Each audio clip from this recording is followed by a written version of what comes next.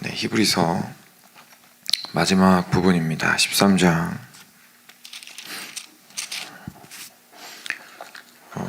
18절이죠. 네, 18절부터 끝까지입니다.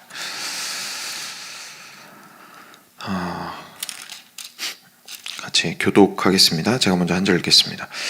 우리를 위하여 기도하라. 우리가 모든 일에 선하게 행하려 함으로 우리에게 선한 양심이 있는 줄을 확신하노니 내가 더 속히 너희에게 돌아가기 위하여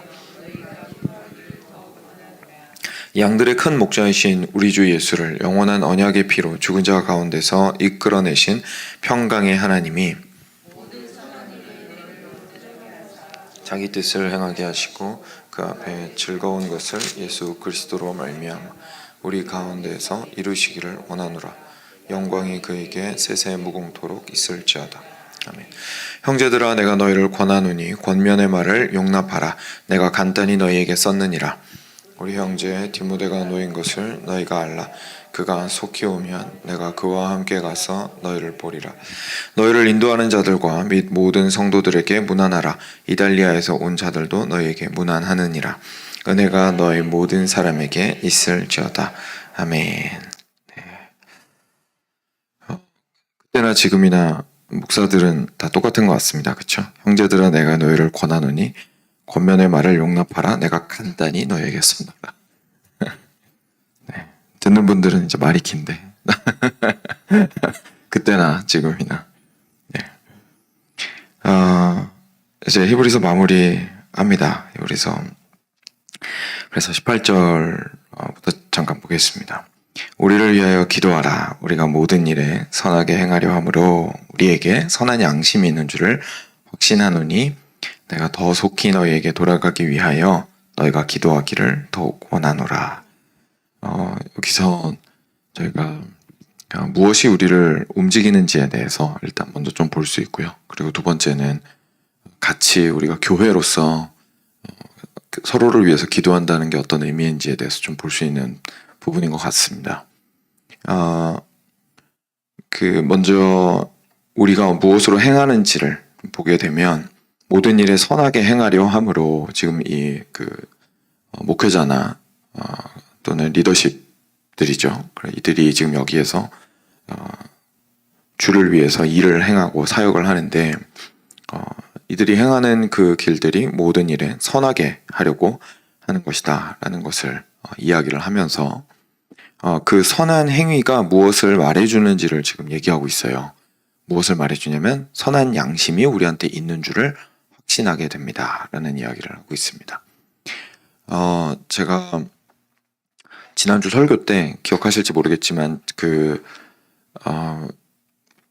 내용과 형식에 대해서 이제 이야기하면서 그 설교 초반에 운을 뗐습니다. 그래서 제가 언어를 좀 예로 들었었는데 그릇이 있고 이제 안에 담는 내용이 있잖아요. 근데 보통 내용은 이제 마음이죠. 저희의 마음을 보여줘야 되는데 마음을 뭐 꺼낼 수도 없고 투사할 수도 없고 뭐 빔 프로젝트처럼 영화로 만들어가지고 쏠 수도 없고 마음에 있는 내용들은 그리고 사실 우리 자신에게도 언어를 통과하지 않고는 그냥 맴도는 어떤 감정이나 생각이라고 말할 수 있을지 모르겠어요.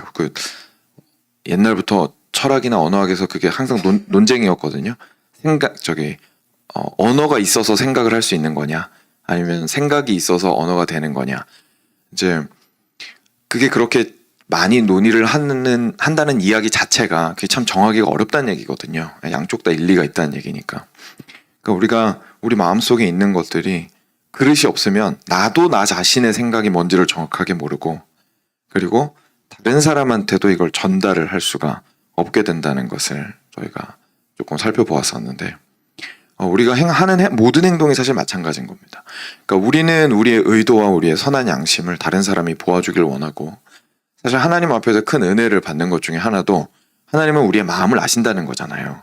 그러니까 내가 행동이 약간 삐끗하고 내가 진짜 마음은 그게 아니었는데 싶은 행동을 하더라도 실수했구나 싶을 때에도 하나님은 우리 마음의 중심을 보신다는 게 참 위로가 되잖아요. 그리고 옆에 다른 사람과 대화할 때 저 사람이랑 대화하면 그래도 마음이 편하다 싶은 건 대부분의 경우가 이제 나의 행동을 가지고 나를 막 판단하려고 하는 게 아니라 내 마음이 어떤지를 좀 알아주는 사람일 때 아무래도 옆에 있으면 좀 마음이 편하죠. 근데 그래도 저희가 인정해야 될 거는 이제 인정을 해야겠죠. 뭐냐 하면 저의 마음이 올바르게 드러났을 때에서만 비로소 저의 마음이 어떤 마음인지를 확인할 수 있다는 거는 저희가 인정은 해야 될 것 같습니다. 방금 말씀드린 하나님께서 우리 마음의 중심을 아시고 그리고 옆에 있는 사람도 사랑으로 너무 행동으로 판단하지 않고 마음을 이해하려고 노력하는 사람들은 이제 그 마음과 내용과 형식, 그러니까 마음과 그것이 드러나는 행동이 차이가 있을 수 있다는 사실을 알고 너그러운 마음으로 이해하려고 하는 거지 둘이 상관이 없다고 생각하는 사람은 아닌 거죠. 둘은 여전히 상관이 굉장히 깊은데 사람이 모자라다 보니까 우리가 죄인이다 보니까 이게 차이가 날 수밖에 없다는 걸 알고 너그러운 마음으로 받아주면 이제 그게 이해가 되는 거지 둘이 상관이 없다는 얘기는 아닙니다. 그러니까 지금 히브리서 저자가 이야기하는 게 여러분들이 내가 지금 하려고 하는 이 사역과 하는 모든 말들과 하는 모든 행동들이 결국은 나의 마음에서 나왔을 텐데 내가 하는 행동들이 선하게 하려고 하는 걸 보면 내 마음도 하나님의 선하심이 있다라는 것을 그래도 확신할 수 있을 것 같습니다. 라고 이야기를 하는 거죠.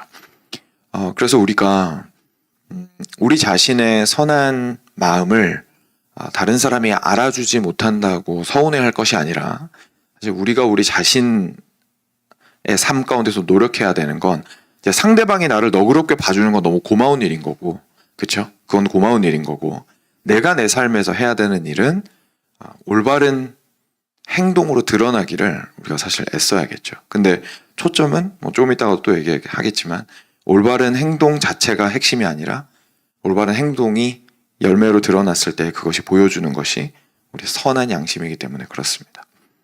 근데 우리가 이 얘기를 할 때 꼭 짚고 넘어가고 기억해야 될 것은 선하다라는 것이 세상의 기준이 말하는 올바르다 또는 의롭다라는 것이 아니라 히브리서 처음부터 쭉 봤지만 하나님께서 말씀하시는 선함이고 그리고 그리스도께서 살아오신 길이라는 것을 저희가 알게 됩니다. 그래서 히브리서가 저희한테 강하게 말해주고 있는 것 중에 하나가 바로 우리의 양심을 뚫고 들어오는 말씀의 역할이잖아요. 그래서 그게 왜 그리스도인한테 그렇게 중요한지가 이제 여기서 확실해지는 거예요. 만약에 우리가 그냥 행동만 중요했다면 하나님께서 뭐 하라 뭐 하지 말라라고 하시는 율법만 있었어도 충분했을 겁니다. 그런데 신약에 와서는 그렇게 하지 않으시고 성령을 보내주셔서 우리 안에서부터 하나님께서 변화를 해나가기 원하십니다. 그리고 그 과정에서 하나님이 사용하시는 주 무기가 바로 주 수술 도구가 바로 말씀인 거죠. 그래서 말씀으로 우리의 폐부를 찢고 들어와서 우리의 행동을 수정하려고 하시는 게 아니라 우리의 속사람을 변화시키려고 하시는 거예요. 그래서 우리가 가만히 있는 게 중요하다는 결론에 다다르게 되는 겁니다. 항상 가만히 있을 수는 없겠죠. 삶 속에서 바쁘게 움직여야 되니까. 그런데 아침 시간 또는 자기가 정한 그 시간들에 조용히 주님 앞에서 주님을 독대하고 주님의 말씀과 씨름하는 그 시간들이 결국은 이제 무슨 시간인 거냐면 결론적으로는 선한 행위를 낳고자 하는 시간이지만 그 과정은 무엇을 통해서 선한 행위를 낳고자 하는 거냐면 하나님 앞에 나의 나의 양심을 드러내놓고 까발려놓고 말씀의 찌름을 당하게 됨으로써 내 마음이 변화되는 것을 기대하는 시간입니다. 그러니까 이 시간이 참으로 귀하고 참 씨름하는 시간이고 아픈 시간일 수도 있겠지만 이 시간이 없다면 그 다음에 살아나갈 힘과 또 능력을 그리고 의로움이 무엇인지에 대한 그 생각을 전혀 가질 수가 없게 되겠죠. 그래서 그만큼 이것이 중요하다는 것을 보게 됩니다. 그리고 두 번째로는 여기서 보게 되는 게 결론적으로 지금 이 히브리서 저자가 이야기하는 것이 그래서 여러분이 그걸 위해서 기도해 줬으면 좋겠다라고 이야기를 하고 있는 거거든요. 여러분들이 그걸 위해서 기도해 줬으면 좋겠다. 그러니까 이게 저희가 기도해야 되는 교회 안에서 기도해야 하는 사랑하는 형제 자매들 사이에서 주 안에서 한 형제 자매된 이들 사이에서 기도해야 하는 중보기도의 중요한 부분 중에 하나인 겁니다.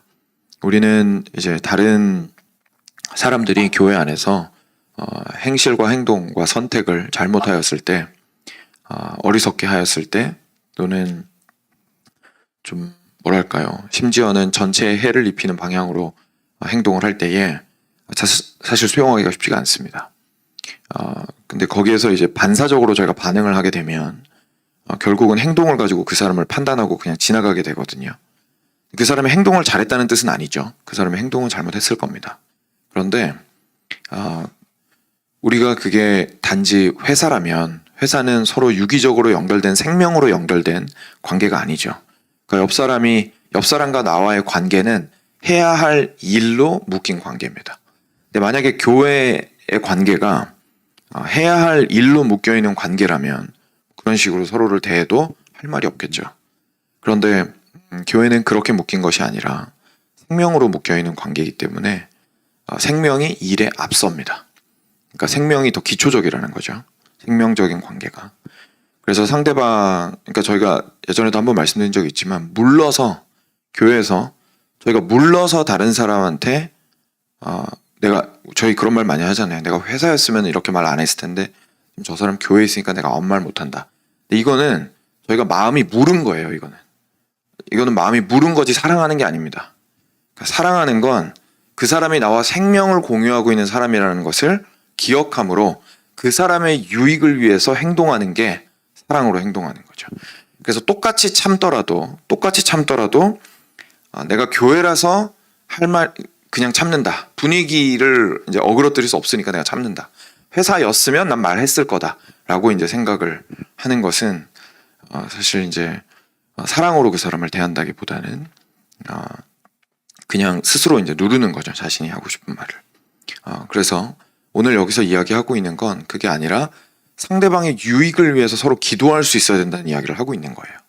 왜냐하면 저 사람이, 그러니까 이게 그 리더십이든 아니면 리더십이 아니든 간에 모든 행동들은 결국 그 양심에서 나오기 때문에 상대방을 위해서 기도할 때 이 사람의 행동이 그냥 탁탁탁 바뀌어가지고 우리 전체 소위 조직이 일사불란하게 움직이기를, 그래서 앞으로 막 전진할 수 있기를 바라는 것이 아니라, 바라는 것 자체가 저 사람의 속사람이 변화되어서 온전히 하나님 앞에서 선한 행위를 할 수 있도록 바뀌는 것이 목적인 거죠. 그죠? 목적인 거죠. 그게 이제 목회자인 저도 항상 사람을 바라볼 때 그렇게 바라보아야 이렇게 회사 CEO가 안 되는 거죠. 그렇지 않으면 제가 행동하는 모든 행동들이 마치 CEO처럼 행동을 해서 그냥 막 앞으로 가자 그러고 달리고 이익이 나오는 방향으로만 가고 이제 그렇게 하게 되겠죠. 그런데 그렇지 않다는 겁니다. 그리고 우리 함께 교회 안에서 서로 사랑하고 섬기는 지체들 사이에서 무슨 일을 하든지 그런 생각들을 가지면서 함께 마음을 나누고, 그리고 그 표현으로 서로를 위해서 기도하라라는 이야기를 하고 있습니다.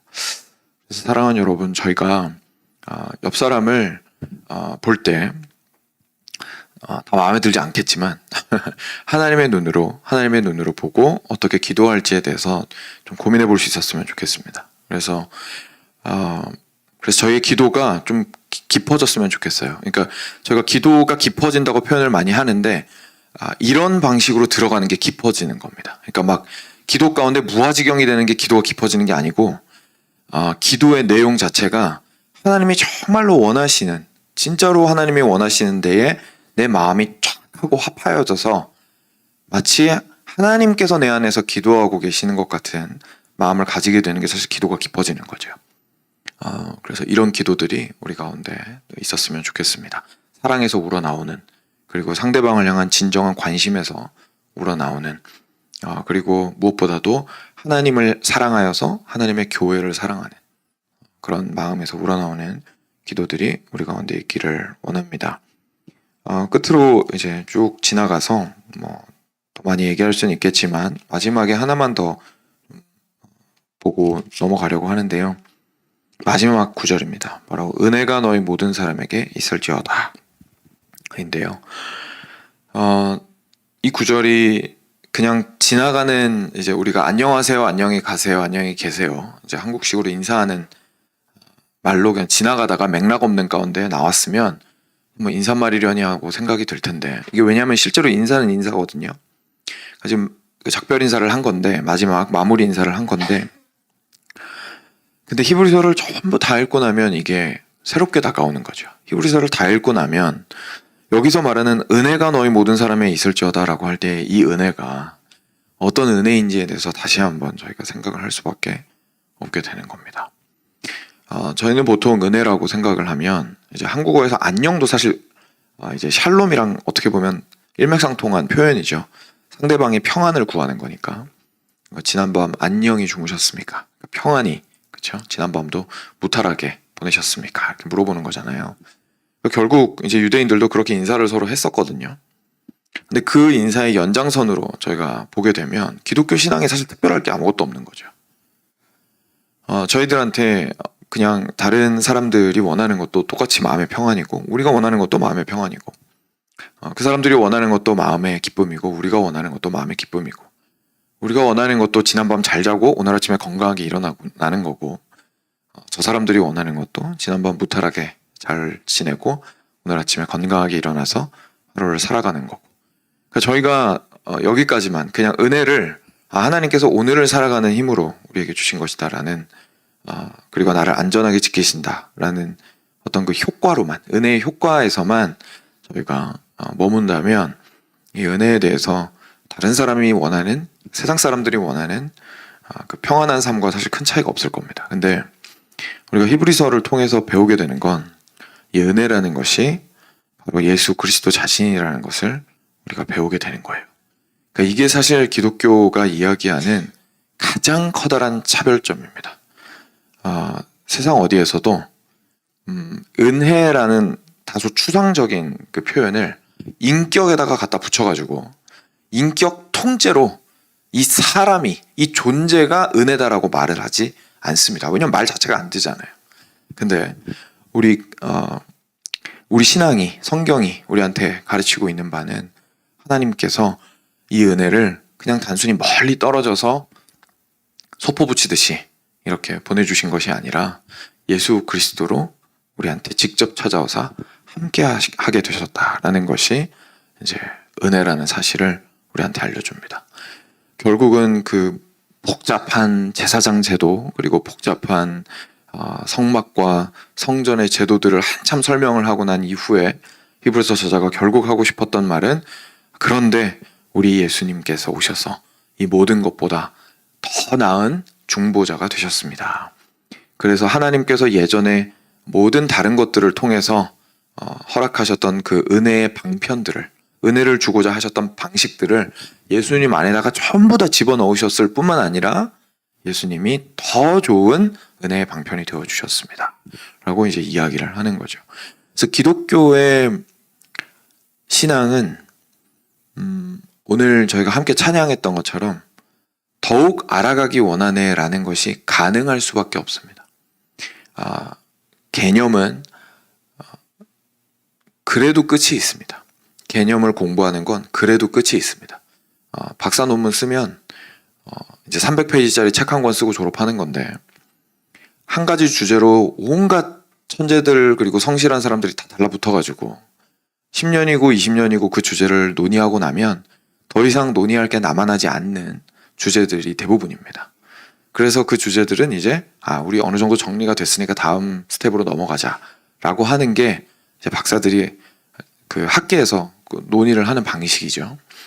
그런데 우리가 우리의 신앙을 그렇게 생각할 필요도 없고 할 수도 없습니다. 왜냐하면 우리의 신앙은 개념이 아니기 때문입니다. 우리의 신앙은 예수님 자신입니다. 그렇다 보니까 알아도 끝이 없는 거죠. 알아도 끝이 없는 거죠. 우리 옆에 있는 사람을 보시면 정말 평생을 산 부부여도 서로를 알아가는데 계속해서 알아가야 할 부분들이 있잖아요. 우리가 이 땅 가운데에서 시간 속에서 살아가는 존재들이기 때문에 우리와 동행하시는 예수님을 절대로 다 알았다고 말할 수 있는 시기는 오지 않습니다. 절대로 오지 않습니다. 영원히 계속될 겁니다. 왜냐하면 그분이 영원하시고 우리도 영원히 그분의 자녀이기 때문이죠. 그래서 사랑하는 여러분, 저희가 교회로서, 성도로서, 신자로서, 그리고 개인으로서 예수님을 지속적으로 알아가기를 바랍니다. 어제까지 예수님을 많이 알았던 것 같다면 그것은 은혜이고 그게 오늘 만날 예수님을 나에게 설명해 준다는 뜻은 아닙니다. 오늘 만날 예수님과 내일 만날 예수님과 우리가 함께 동행하며 나눌 대화들과 함께 동행하며 함께 경험했을 때에 다르게 닥쳐올 인생의 사태들과 그리고 함께 참 인생에서 우리가 겪게 되는 고난과 고통의 형태들이 스테이지마다 다르기 때문에 그때마다 예수님을 통하여서 우리가 듣게 되는 메시지와 얻게 되는 도움과 그리고 그 동행함이 의미하는 바를 계속해서 알아나갈 수 있을 겁니다. 이것이 사도 바울이 속사람은 후패해져 가지만 겉사람은 후패해져 가지만 속사람은 날로 새로워져 간다라는 것의 의미인 거죠. 왜냐하면 동행하는 시간은 계속 늘어나고 있기 때문에 우리가 나이가 들어서 우리의 건강은 잃어버릴지라도 우리의 예수님과 동행하는 그 길은 끝이 없기 때문입니다.